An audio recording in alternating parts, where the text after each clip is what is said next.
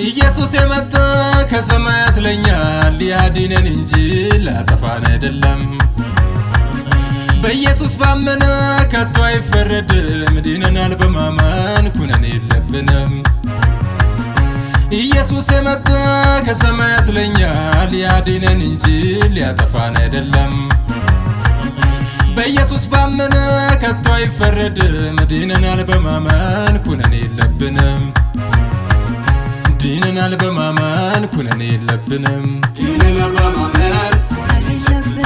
ድነናል በማመን ኩነኔ የለብንም